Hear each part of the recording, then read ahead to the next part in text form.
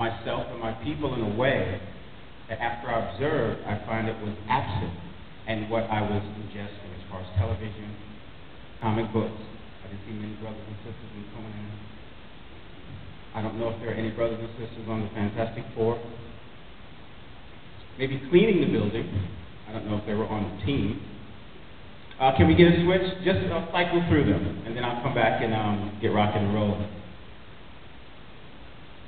This is an image from a property that was created that Brother Wesley Snipes became aware of, and got behind, put some support behind it and some resources, and we are working on episode 2 of a property called Omandi Mek 5.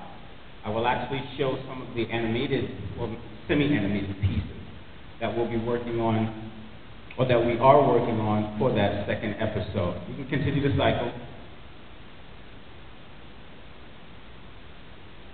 That actually was an initial sketch for one of Brother Milton Davis's characters. I actually misread her description, so she actually looks a lot different than that.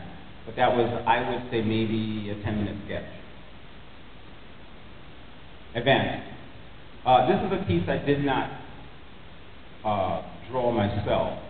I actually was asked to color the piece. A lot of folks like the way I do the colors because they're very vibrant, and I'll go back to personality.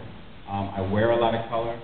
I'm really into the healing aspects of color, and I kind of consider myself a witch doctor of art, or an obeah man in that kind of frame, because art and everything we do with imagery is incredibly healing. But also, all of the symbols that we respond to, these are all the works of artists' hands. When we dig up ancient societies, we are digging up the work of artists' hands. So I consider the job that I have incredibly important, because it shapes the mind. So a lot of the images that we put out, I don't want to follow the norm, because I find there are a lot of subliminal negatives in the norm. Next. This is for Brother Charlie Fast, who's not here. This is his character Blackbird, and this is my take on his character. I tend to stay a little bit more realistic than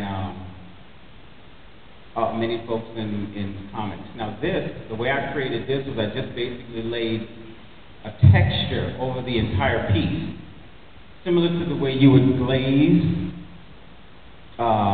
the glazing approach in Photoshop. And then I worked all the color and all the light and shadow throughout the rest of the piece. It is one of my favorites. Next. That's the pencil sketch. I really like to draw very clean, and I use my art similar to the way children color children's books. So if my art is super clean, it becomes incredibly easy to color.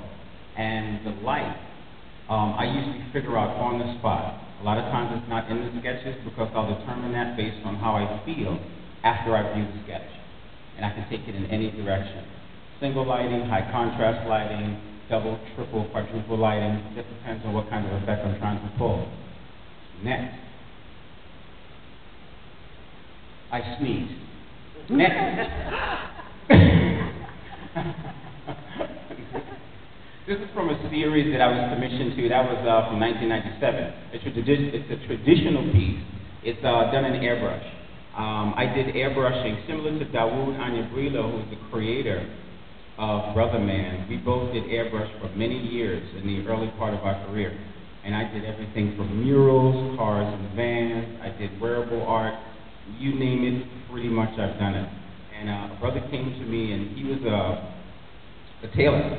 And he wanted to create a series on Bob Marley. So he was going to make jeans jackets.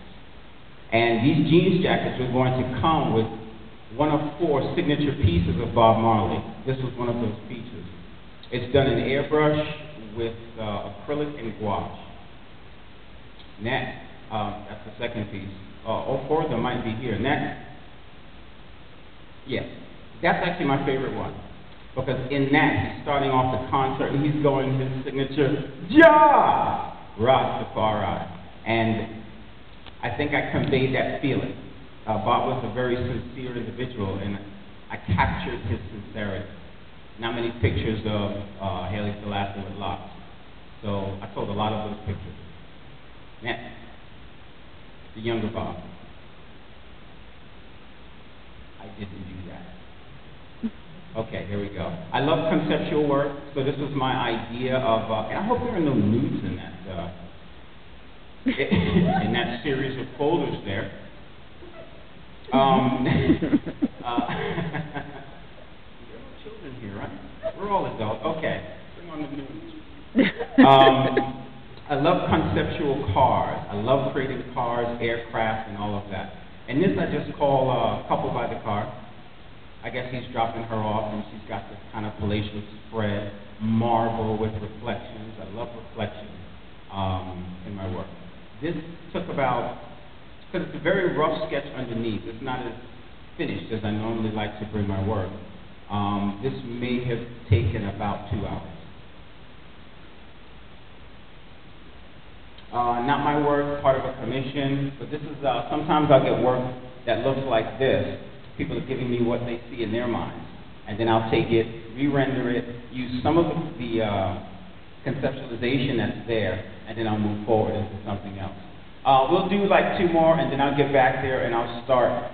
I'll show a couple of clips from the piece that we're working on with Wesley Snipes, and then I'll also choose a piece, and I'll start coloring that for you quickly soon after. One more, please. That's mine. No. Next. Next. Now this is a comic book or an image of these particular characters, these 2 characters here, that he got another artist to do. And I think if you cycle a little bit more, you could probably see my version of one of them. No? Continue. Keep going. No. This is one of my favorite characters to do because the creator, Andre Batch, the character's name is Dreadlocks. And I love working for people who let me do whatever I want. Because that way, I am unfettered by any other imagination. And I'm very intuitive with my work because I live in my art. I have been doing art professionally since I was 18. And I have been drawing every day, just about, in my life since I was 5 years old. No real school training. So it's just the vision that I have to want to be an artist, I realized when I was 5, and I just held on to it like a craft. And every day I drew, every time I saw some art, I studied it. I studied Frazetta, I studied Boris, and I studied it vicariously. I would just look at their paintings, and then study techniques of oil painting, and then reconcile the two. So I'll say, oh, this must be the technique that he's using. Now my technique would never be exactly the same, but what it would give me is enough insight to mimic that just enough to then springboard into what would become my own interpretation of that approach. And what it has done for me is I can actually draw like just about anyone as long as I can see their work. So if you're a writer and you need a book cover, and you say, you know what, man, I would like you to kind of invoke a Frank Frazetta style, I can give you that exactly. His color palette, his approach, and everything, but just through my eye. And more than likely it would be African or African American or however we term it these days. It would have that kind of flavor on it. Give me one more. Again, dreadlocks. As you can tell,